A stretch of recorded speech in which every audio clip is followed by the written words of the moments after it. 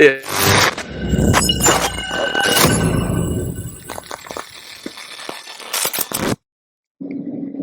Hey, Story of the Fight listeners.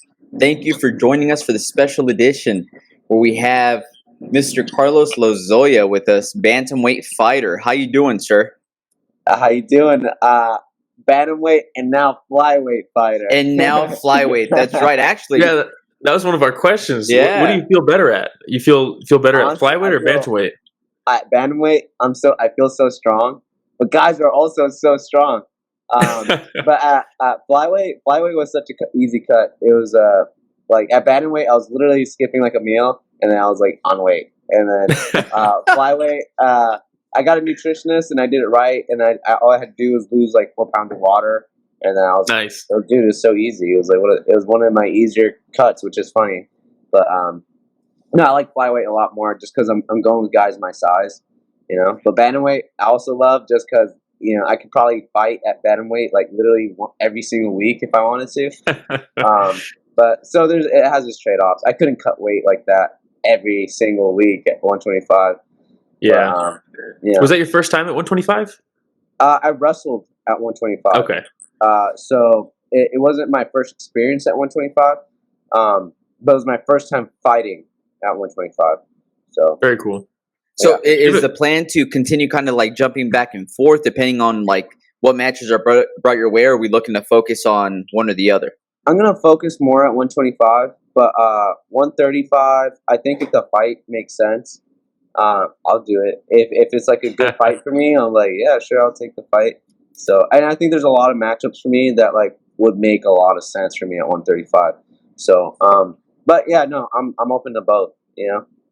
It's kind of nice to be in that position, right? Because like it seems like a lot of the times nowadays the UFC is giving like debuts and contracts out to guys who are like willing to jump in there right away, you know. Oh, yeah. But a lot of times these guys will like take 2 that days fight notice. Yeah, they're like 2 days notice, fight this killer, also cut 20 pounds. But if you don't have to cut 20 pounds, then you're kind of ready. Oh yeah, and it's nice because like I'm pretty much like at my weight right now to make 125. So I'm like, I feel healthy, I feel good. I don't like the dehydration part of like, because it's hard on your body, man. And I felt it like a couple days after. I was like, oh, my back, I could feel like you only have so many of those. But yeah, right now like I'm ready. You know, I could fight if they called me. I was like a week later, and they're like, hey, can you make 125? I'd be like, easy. That'd be very very manageable. You know. But yeah, no, I agree. It's being as active as you can, especially at the regional scene, and then try to get to that next point. Yeah, is that the goal? To I mean, because you're on like a 6-fight win streak right now, right? You haven't lost since like 2016. Like, yeah, come on. 2016 was my last loss, which is nice, you know. But yeah, 6-fight win streak. Yeah. So I mean, I would imagine, especially with the move to Lozon's, I would imagine attention's kind of starting to gravitate towards you. Oh yeah, I would think at least. Yeah, and we're trying to get something working, but like if nothing happens, I'm just gonna keep fighting and finishing people.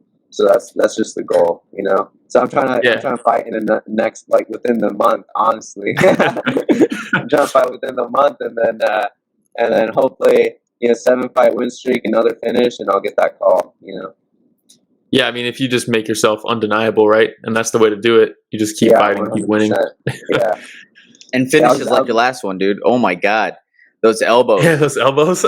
I know, man. And it's funny because I heard my coach, because I was like, really, I posted on his face to kind of disrupt his breathing because I wanted to get him tired, you know, and I wanted him to like bench press me off because to me it almost seemed like he was hoping I would get tired from punching him or something like that. Because I was like, man, like, why isn't this guy trying? He's like being overly defensive. And so I was posting on his face, and I heard my coach say, if you can touch him, you can elbow him. I was like, I'm elbowing him. And then so I hit him with one elbow, and I was like, okay, that was nice. And I did it again, and I saw his eyes change. You know, I noticed like it hurt, and I was just like, I'm going crazy with this right now. Yeah, so for anybody that has an opportunity, right, because that was against Randy Villarreal, right? Fury FC 60, and it was in the second round. Yeah, second round. So anybody that has an opportunity, I think Will, it was on Fury FC's Twitter, right? Well, I think the fight was on Fight Pass, right? And then they have your finish on their Twitter page. So if anybody wants to see the finish, yeah, it's on their Twitter page. Oh yeah, yeah, but definitely check that out. It's a gnarly finish.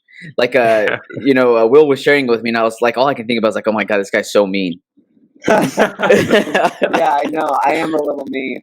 But it's funny because I actually talked to Randy before, and it's so weird because like guys don't think I can make 125 just because I fought at 145 as a pro before, and and so like people are like, hey, I saw that you fought at 145.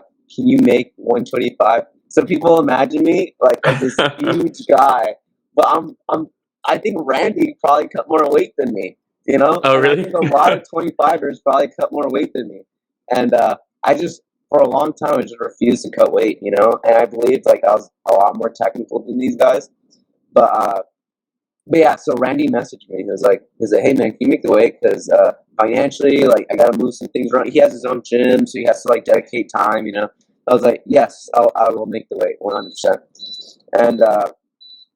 And then his brother messaged me, and you know, like I get the respect part of it. You know, like, and I respect him as a martial artist.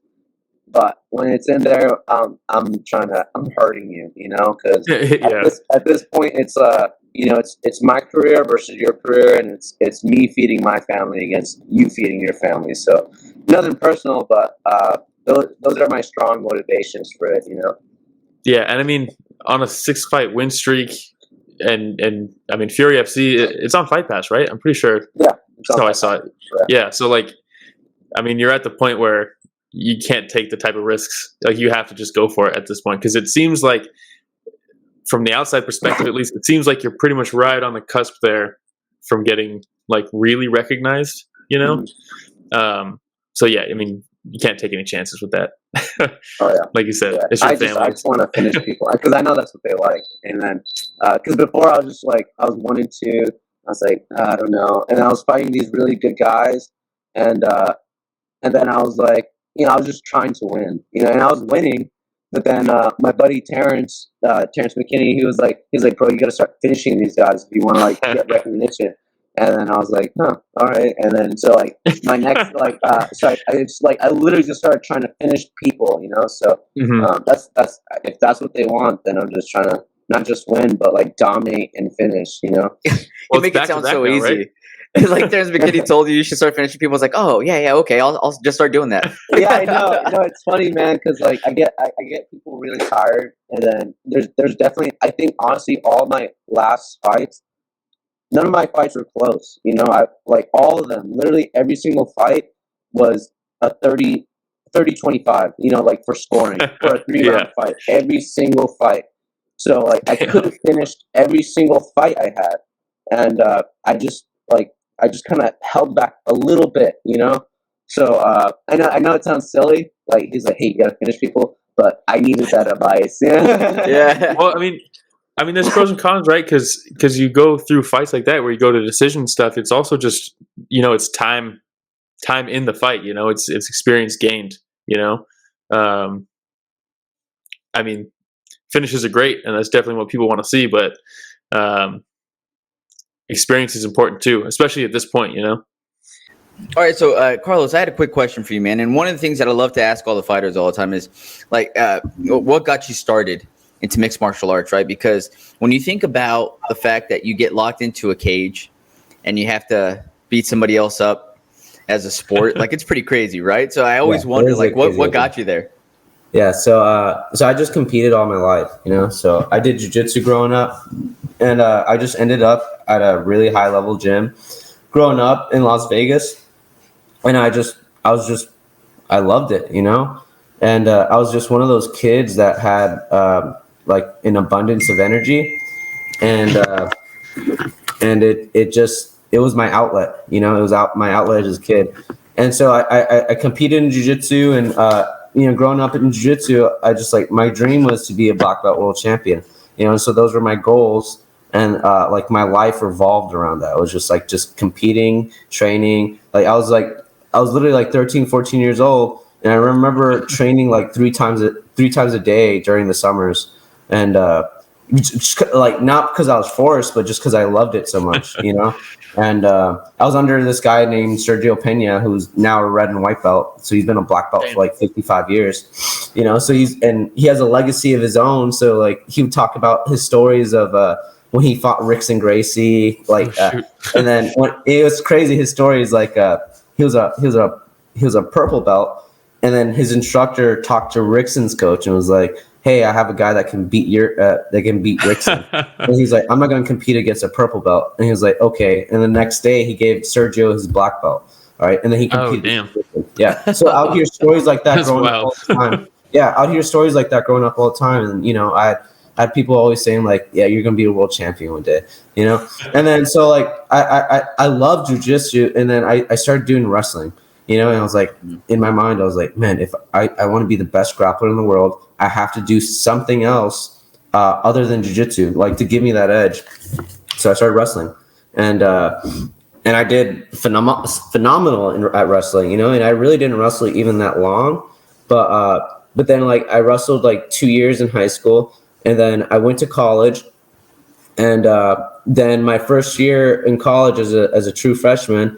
I beat like the number 1 ranked guy in the nation and like NAIA, which is like almost like Division II, and so like, you know, I'm just a competitor. And then when I got done wrestling in college, you know, I did really well, but like I went through a lot of injuries. When I got done wrestling in college, I just like I didn't want to just live life without competing, so I just wanted to find something to keep competing. And then my buddy Joaquin, he was like 6-1 as a pro, and this guy was just a freak athlete, just a freak, you know. And he didn't train at all. He like what was crazy to me is like he just didn't train, and like but his conditioning was so insane. He would just get these guys so tired, and he was at a sprinting pace for 15 minutes, and people would just wear out. And he was like, "Hey, do you want to fight for this title in Montana?" And I was like, "Yeah, sure." And then that's when I fought Sean O'Malley. So yeah. And then they're like, "Hey, we're gonna fib about your record and stuff." And but that was my first fight. And but yeah, so that's really the reason why. Wait, that was your first fight? Yeah, that was my first fight ever. If you look on the Tapology page, it's hilarious because you click on like the more details and it's like FFL Bantamweight Championship, and you're like, this is the first fight on the list. What the hell? Yeah, no. Yeah, that's wild, man. Yeah. Hey, and to be fair, that belt should have been yours. I mean, that 100%. Was kind of.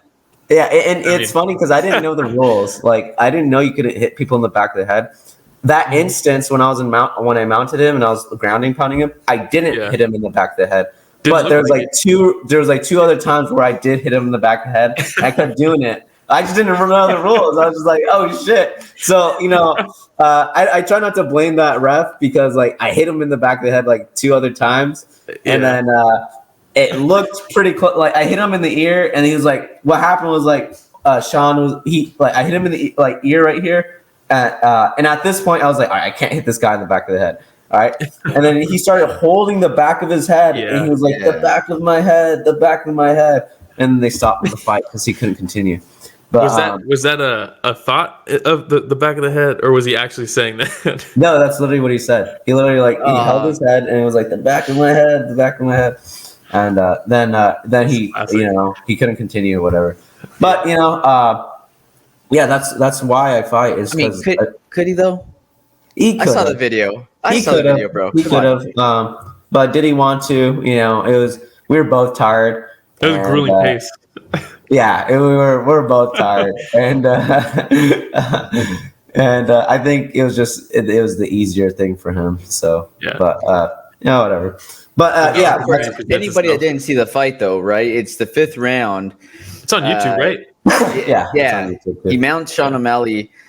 He's hitting him with some ground and pound, really beating him up. And I think he tries to bridge, right? And he just doesn't get you off of him. Yeah. And you just keep on beating his head, and that's when he starts complaining about Fucking hit the back of the head. Oh man, I got like so I was watching that and I was like, dude, I feel like I'm watching Aljamain Sterling all over again. You know, where he's like, yeah, I know. I can't like somebody help me People walk holding him up. around. It's so it's so crazy that how much attention I get from that fight. You know, I mean, I can only imagine. Even Peter Yan retweeted that fight, and I remember like, what? This is craziness. At the time he was the bantamweight world champion. I was like, tweeted about my fight with O'Malley. You know, and it's not about me. It's because I fought O'Malley. You know, but it's just funny. How crazy is that the UFC bantamweight champions posting clips from your very first fight? Yeah, I know. It's kinda wild. funny. And you know what's even crazier about that fight? Terrence McKinney was my corner for that fight. Oh, really? And then at the time, he didn't want to fight. I remember we were trying to get him a fight on that card, and he was like, "No, bro, I never want to fight." He was like, I just want to wrestle." And he was like, "I ain't trying to get hit." So no, it's funny, man. It's like the play of the people there. You know, it was a special night. It was kind of cool. Yeah. So yeah, without us cool. knowing it until now. Yeah, that's super cool. It makes you just wonder, like, that's got to happen all the time, right? With some amateur fight on a regional scene, and there's just like immense talent there that just haven't gotten there yet. Yeah, I know. It's kind of cool. So I think that's my favorite thing about that. You know, that fight is that, you know, there's some talent. There was some talent there, and we just didn't know it yet. But yeah, that's super cool. Yeah. Well, that's something special to look back on for sure, man. And so this was the team in Vegas. I lived in Idaho, so okay. So what happened was I went to go wrestle in college, and then I loved Idaho so much that I stayed in Idaho, and then I hear that all the time. Yeah, man, so beautiful. Yeah, I try to keep people away from there though. So for those of you watching, another place, don't waste your time going there. I lived in Idaho, and I started fighting there. But it was just like when I was fighting, it was more like, "Hey, you want to take a fight?" And I was like, "Sure." And then I would go run with my buddy, and I'd be like, "That was our training." You know, and I carried that on with like my first 3 pro fights. And I was just running, you know, and I think that's where those first 2 losses come in my record, and then I started training after that. But, well, you must have been what, 18, 19 in that fight? Yeah, that fight I was 18. That's crazy. Yeah. Right on, man. So then you go from that camp. You're in Lozon Mixed Martial Arts now, right? Yeah, that's right. All right. What are some of the biggest differences that you've seen now going over to Lozon's, or some of the things that really stand out to you? You know, so like from Lozon's to other gyms, being in Massachusetts, there's a huge boxing influence, and I think that's something that has really helped my game. Because in Washington, I was focusing a lot on Muay Thai, but which is great, and I do have good stand-up. I just have really, really better grappling, you know. Mm-hmm. And then so here at Lozon's, there's a strong boxing influence, and then there's some really great athletes. Like it's weird. There's like some really like everywhere. A lot of gyms I go here, there's just really good freaking athletes. So I'm in the water.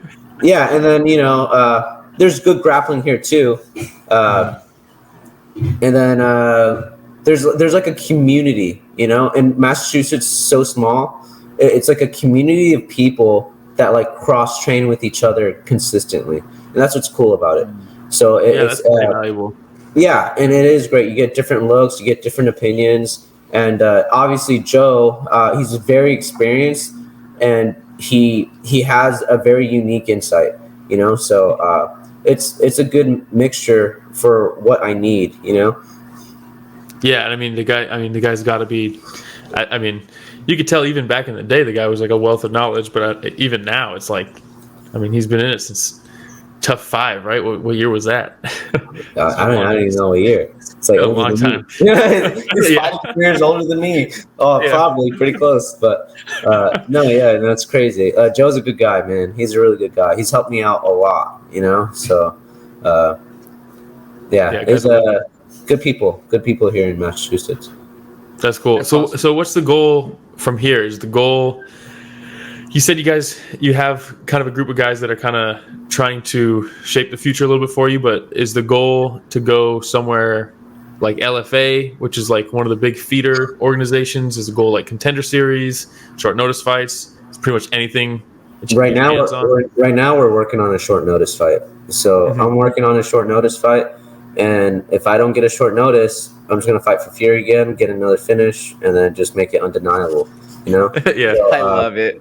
yeah, I mean that's the plan, man. So I just know because I was dominating people not like my first when I was 1-2, I was fighting a guy that was 9-4 at 145. Yeah. You know, so and I know technically I'm way better, and I was doing it at 35. The cut at 125 is easy, and I'll keep doing it to guys at 125 even more aggressively. You know, so I know it's gonna happen, and I know it's gonna happen soon. You know, I'm gonna get that call, and then I know when I get to the UFC, I'm gonna keep doing this. You know, I'm gonna keep doing this too. And like you probably hear this a lot from like guys who are like about to fight in the UFC, but I know when I get to the UFC and I grab people because I've been grappling for 20 years, and I know where I stand on the hierarchy of like just grappling.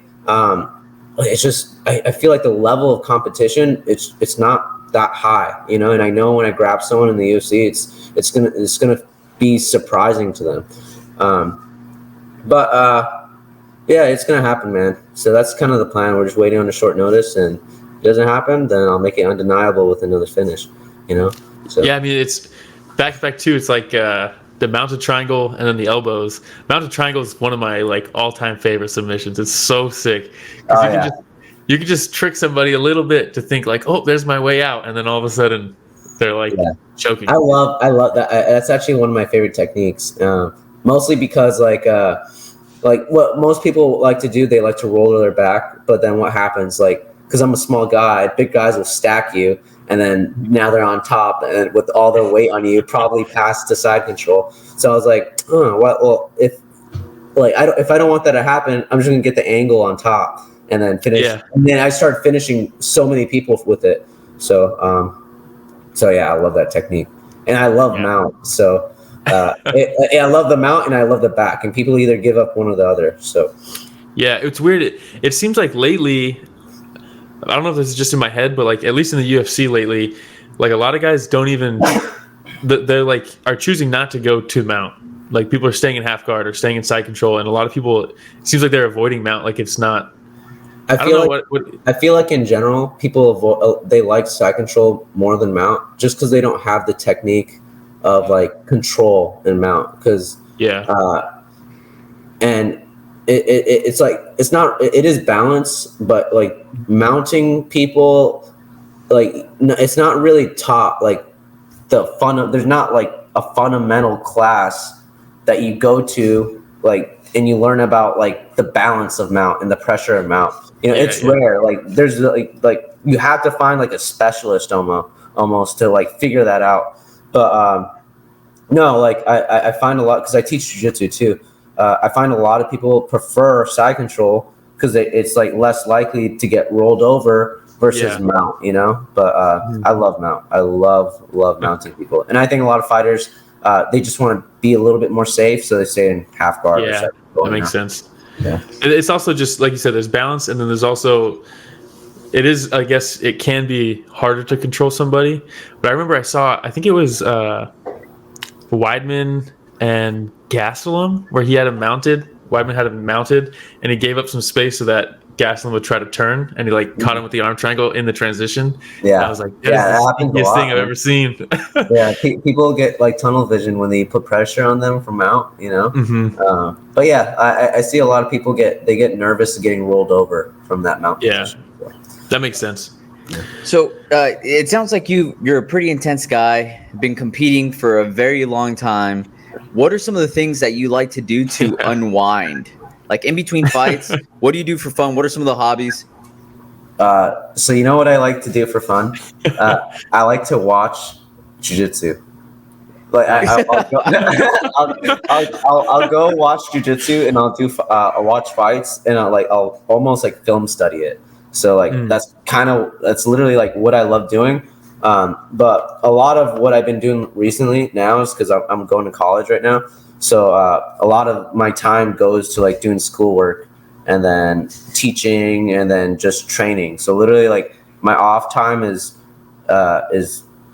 it's almost like my training. Like my training is my fun, and that's like I don't have any You're other. married, right? Yeah, I'm married, and my wife, luckily, she loves training too. So we. I was gonna say, nice. so is your wife like, hey, let's watch Ozarks, and you're like, nah, let's watch this this last match. You know what I mean? Every once in a while, me and my wife do watch like TV shows to like unwind a little bit. But usually, like, I'm so tired. Like, especially with school, like recently I've been getting like 4 hours of sleep like almost every single night. And I'll try to squeeze in sleep here and there. But I'd be so tired. She's like, hey, you want to watch some TV? I'm like, yeah, sure. And then I'll lay down. I'm just knocked out. Okay. So like when you do decide to unwind with a little bit of TV, what kind of shows are we talking? American Dad. I like American He's Dad. like Ultimate Fighter. Roger. Come on, Roger's one of the best characters ever. We just watched Ultimate Fighter, the new season, the other day. So. I haven't watched it yet. I need to watch it. It's pretty good. Is it good? Yeah, it was pretty good. Yeah, I feel like there's gonna be a lot of drama in this one. So there we go. Yeah, that's hilarious. I'm a sucker for Top Man. Do you still consider Vegas home? Do you still have more family in Vegas, or? Yeah, most of my family that's in America, because my mom's from El Salvador and my dad's from Mexico. They're mostly like, at least the people who are close to me are in Vegas. So, but I don't like Vegas. My wife's also from Vegas. I don't like Vegas. It's nice to visit there, but man, I have a husky. And this dude would not survive there. It's too damn hot. Husky probably loves Massachusetts though. Yeah, he loves. Husky. Yeah, I'll get him on the longboard. I'll get him on the longboard, and we'll go run for a couple months. I think I saw that on your Instagram on your just a couple days ago. A lot of practice with that, man. I've eaten crap a lot. You get him on the longboard? Yeah, I literally get him on the longboard, and then I have another dog. She looks like a coyote. And then she's fast as heck. She's faster than my husky, but they'll pull me. Yeah, they'll pull me. But that's awesome. Yeah, and it's enjoyable for me. I'm a lot more safer with it now. But I used to eat it a lot. I learned. So trial by fire. Well, no, that's awesome, and so. It's cool because I have a couple dogs over here myself. I have a couple little French bulldogs and an English bulldog, and I just remember seeing all these videos, and I'm like, dude, these bulldogs love to like skate, and so like I get my son skateboard, and they're like, get that shit out of my face, dude. Like, so I was like, I'm listening to you talking about the dogs and longboard. I'm like, damn, my dreams, man. I used to skateboard too as a kid, so. I feel like I gained a lot of balance from that for jiu-jitsu from skateboarding, which is funny. But dude, yeah, I miss that. That was fun time skating. Man, well, there's a couple things that I'm really impressed about with you because it truly sounds like you're obsessed, man. And I'm not saying that in a bad way, but when you just talk about the fact that you've been competing for so long, you absolutely love jiu-jitsu since you were younger. You're training 3 times a day for fun. You watch jiu-jitsu matches, during your downtime. And when you sit on here and you say, hey, like I'm gonna go into the UFC and I know that I'm gonna be able to make some noise, like I believe it, man. I really do. I appreciate that. So I'm super excited to see what the future holds for you, man. Sky's the limit for you, dude. Will, did you have any other questions? No, man. I mean, I would say the same exact thing Ramiro just said. It just makes sense, Thank you very much, you guys. I appreciate that, man. And I am obsessed. I take that as a compliment because I know I am. Like I said, and I'm saying it like the nicest way possible. You're truly obsessed with your craft, and I think that's when we see a lot of masterpieces come through. When there's obsession that's involved, a healthy obsession, which is awesome, man. So thank you very much. And then is there anything that you actually wanted to cover or anything that you wanted to plug? No, that actually sounded pretty perfect to me, man. I guess if I was to add something, I just want to say, if Mama, if you're watching this, I love you very much. So that's the only thing I want to add to that. So Oh, I love that, man. he likes to watch I my love it. interviews. Oh, very cool. And so yeah, anybody, if you don't follow him yet, it's Carlos Lozoya MMA on Instagram and on Twitter. So make sure that you give him a follow, support him. I'm sure that as soon as his next fight is announced or anything like that, we'll be posting it for you as well. But man, really wish you nothing but the best. Thank you so much, brother. And I just made my Instagram too, so I need to get on it a little bit more. But, thank you for that. I forgot I had an Instagram. Well, Carlos, thank you so much for joining us. Hey, And, thank you everybody- so much, brother. You guys have a nice absolutely. day. You too. If you don't mind hanging out for a couple seconds, and for everybody else, thanks for listening to a special edition of Story of the Fight.